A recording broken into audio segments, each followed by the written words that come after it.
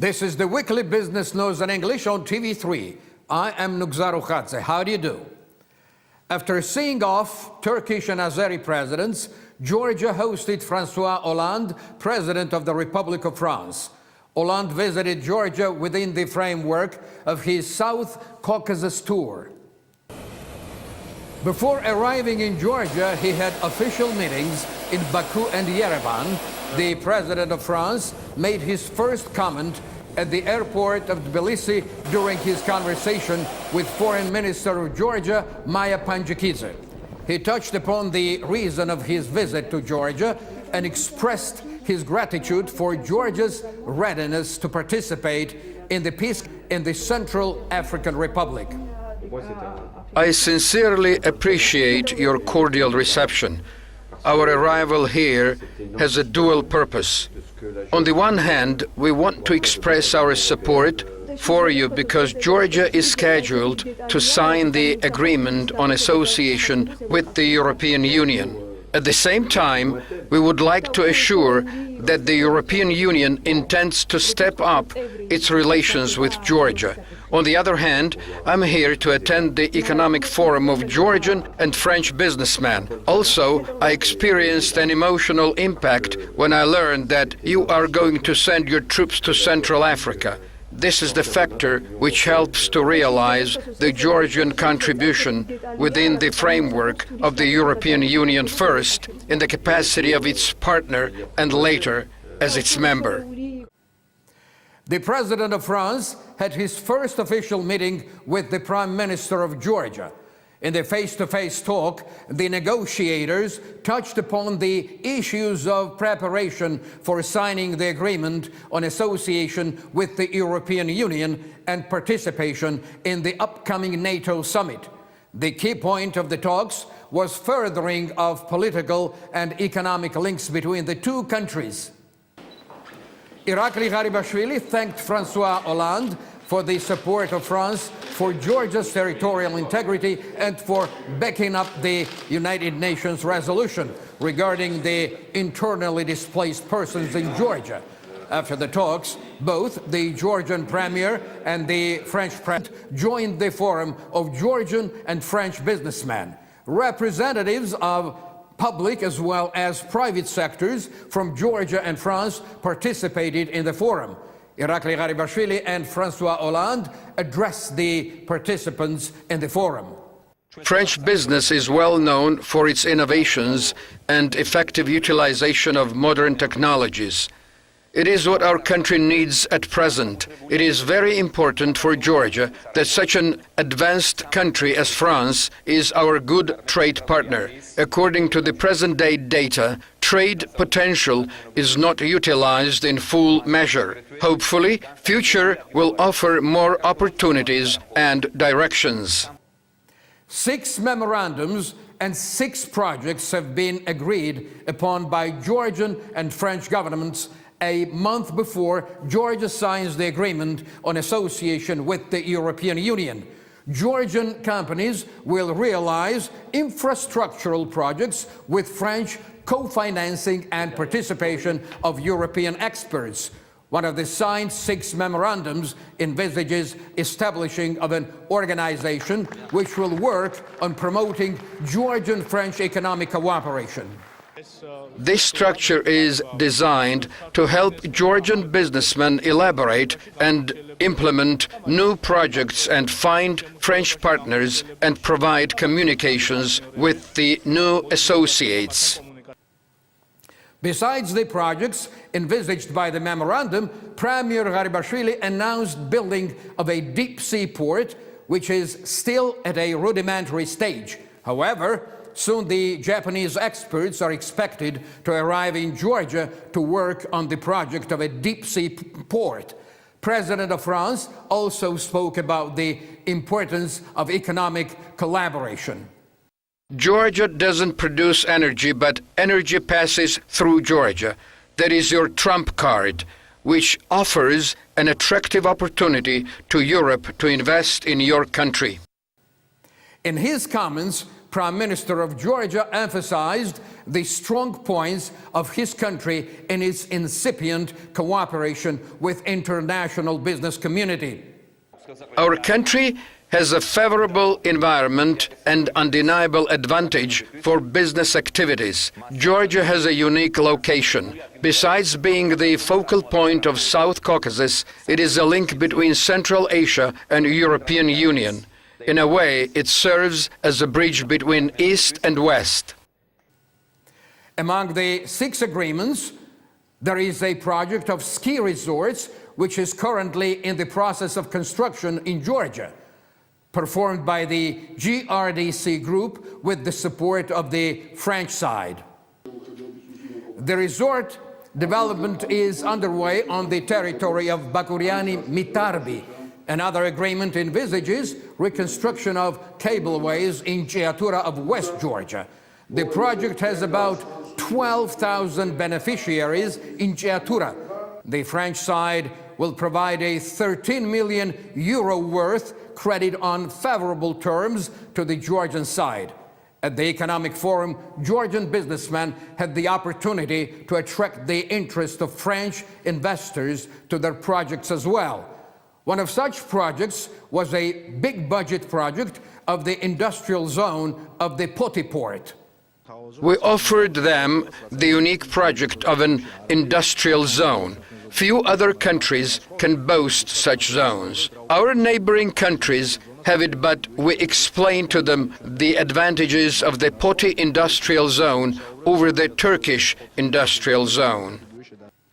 Later in the day, official meeting of the presidents of the 2 countries took place in the Avlabari presidential residence. One-to-one meeting of the presidents lasted for 10 minutes. The key issues of the talks were the relations between the 2 countries and prospects of Georgia's incorporation in the Euro-Atlantic structures. The official meeting was followed by the joint briefing of the presidents. After the briefing, the President of France left Georgia, ending his South Caucasian tour. Herman Van Rompuy, President of the European Council, visited Georgia. After meeting with Georgian President Georgi Margvelashvili, the President of European Council delivered a speech at the House of Europe. Representatives of Georgian authorities and opposition, as well as non-parliamentary politicians, gathered in the House of Europe. In his speech, Rompuy highlighted the importance of Georgia's approaching agreement on association with Europe. He stressed the benefits which the Georgian state, as well as every citizen of the country, would enjoy thanks to the association. This important milestone will mark the beginning of a new phase in our relations and actually in the history of your country. By choosing this path, Georgia is signaling its commitment to strong democratic institutions, respect for the rights of the citizens, and firmly upholding the rule of law. I assure the President and the Prime Minister that the European Union will stand firmly by Georgia's side as we embark upon this path together.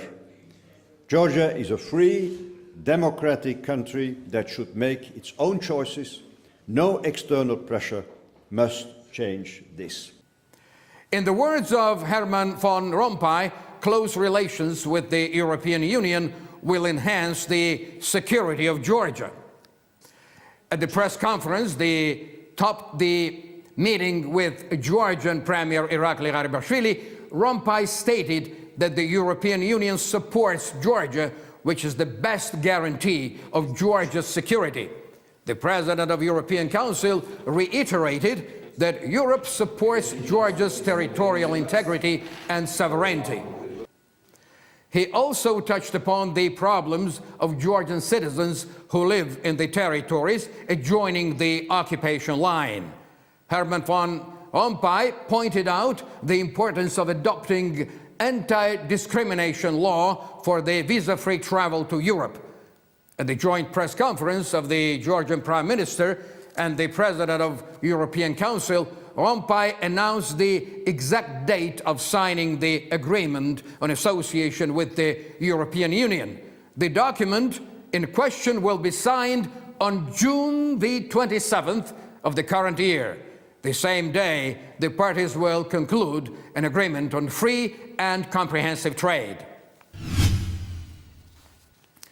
Delegation of the Court of Justice of the Republic of Turkey paid visit to the Supreme Court of Georgia. Chairman of the Supreme Court of the two countries, Kote Kubilashvili and Ali Alkan, touched upon the plans of deepening relations between the courts of Georgia and Turkey and discussed the issues of innovational projects of reforming the system of the courts of justice. Kubilashvili underlined his satisfaction about the results of their meeting. Close and active political, economic and cultural relations between our countries should extend to the system of the courts of justice. I am glad to have the opportunity of hosting my Turkish colleagues. We agreed to continue our business-like relations in future too. Ali Alkan expressed his gratitude for the hospitality which the Georgian side had extended to the high-ranking Turkish guest and made an optimistic comment about the potential of future cooperation between the two countries. We are exceptionally grateful for your hospitality. This visit is very important for both our countries. We already have exemplary relations which promise to become even better thanks to this visit. After the meeting, the cordial discussions, members of the delegation surveyed the Museum of Justice. Turkey has declared 3 days of national mourning for the victims of a coal mine explosion last Tuesday that killed almost 300 people and left hundreds more trapped underground. Georgia's president offered his condolences to his Turkish counterpart. Georgia's Prime Minister and the Minister of Foreign Affairs expressed their cordial sorrow to the ambassador of Turkey in Georgia. Allegedly, the disastrous explosion death toll may continue growing.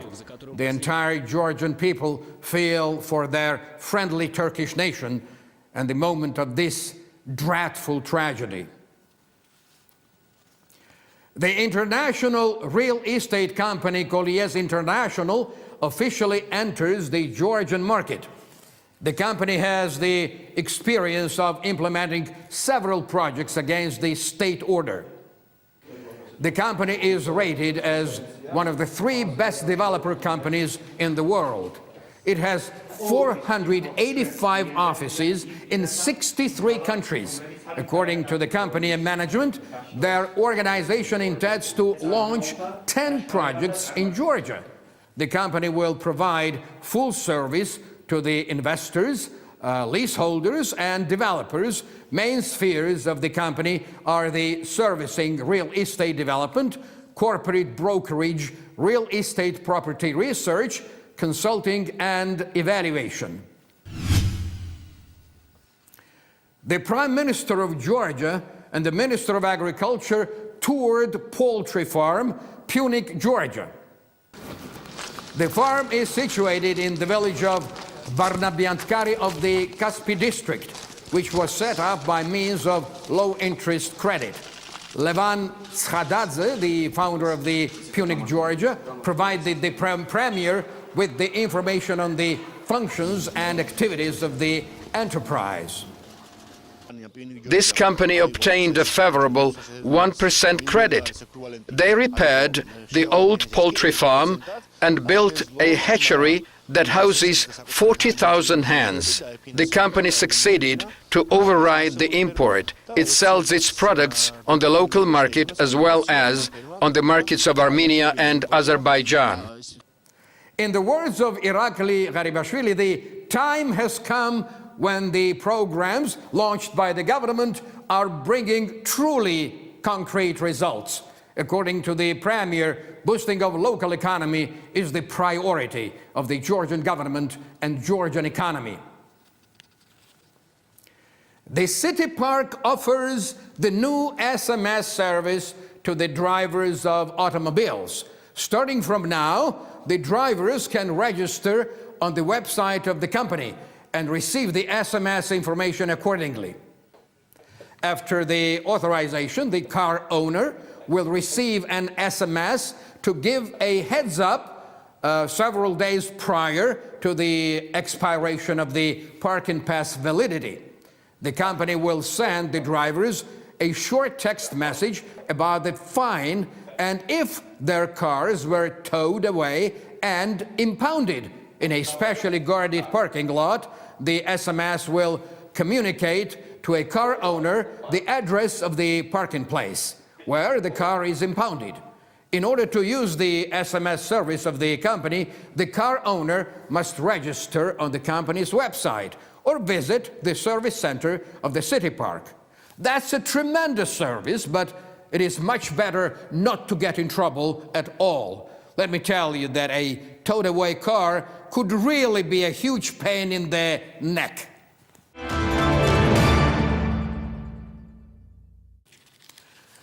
This week, the Russian occupants kidnapped the 7 residents of the Sachkhere district. The point is that the residents of Sachkhere have not the faintest idea where the so-called borderline invented by the Russian occupants passes. The Minister of Internal Affairs of Georgia responded to the frequent facts of kidnappings. In most cases, our citizens cannot identify where the occupation line, that is, an administrative boundary, lies. This time, too, they unintentionally crossed the line of the occupied territory, and the representatives of the de facto administration detained them. We are holding negotiations in order to release our citizens as soon as possible. At present, the de facto regime has released 17 imprisoned Georgian citizens. All of them were charged with crossing the so-called border. As a rule, the Ossetian side agrees to release them only after they have paid a certain amount of money. Within the framework of the Week of Worship of Virgin Mary, the 5th International Symposium took place in Georgia. It was attended by the clergy and representatives of the authorities. The Prime Minister of Georgia addressed the participants in the symposium. Irakli Garibashvili pointed out that the entire history of Georgia is based on the Christian faith. In the words of the Premier, for centuries the Orthodox Christianity was spiritual nourishment for the Georgian nation. Love, virtue, peaceful coexistence, tolerance, and support were the notions that sustained and saved our not very numerous people who were constantly surrounded by adversaries. Thanks to our people's dedication to these values, Georgia became part of European civilization and culture, Garibashvili concluded.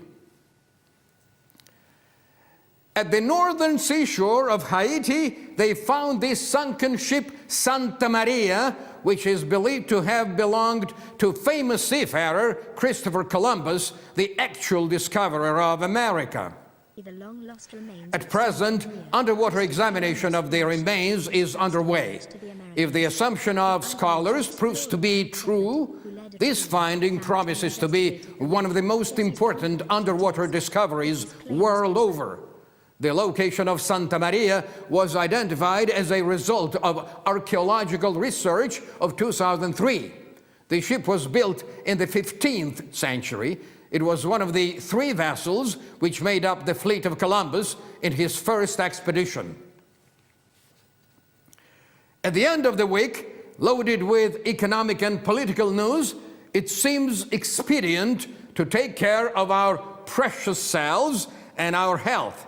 Our correspondent Kote Mosidze reminds us that it is utterly necessary to keep proper diet and pursue appropriate physical activity.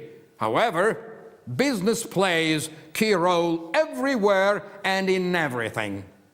It's a well-known reality today that people around the world usually consume very unhealthy food. And the fast food industry is a part of our lousy nutritive life and has a lion's share in the fact that most people around are obese. To make our nourishment lifestyle healthier, we can go ahead and have lunch at Fit Cafe. This nice little place serves very healthy food. Dishes here are generally low in fat and high in protein and carbohydrates.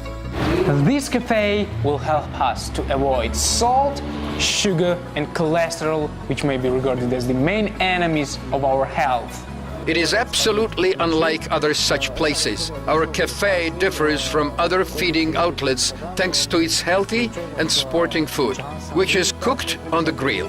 Basic food ingredients are chicken, fish, beef, all kinds of vegetables, fruit and natural juice that don't harm human health. At our cafe, we also serve dishes of sporting menu, which are rather cheap. It includes chicken fillet, rice and other assorted products of this kind. The increasing amount of bodybuilders, fitness athletes or just people who try to eat clean must be the guests of this cafe. To achieve desirable results in fitness, you have to stay fully dedicated to your healthy diet, which you can do right here at Fit Cafe. Another advantage of this eatery is that you can track your macronutrients and watch your calorie intake. As a current fitness athlete, I advise you to eat clean, work out almost every day and stay focused on your diet. That's all today. This was the weekly business news in English on Channel 3 of the Georgian television. Thank you very much for watching. I am Nuksar Rukhadze. I'll see you again next Saturday morning at exactly 11 a.m. right here at TV3. Until then, have a wonderful weekend.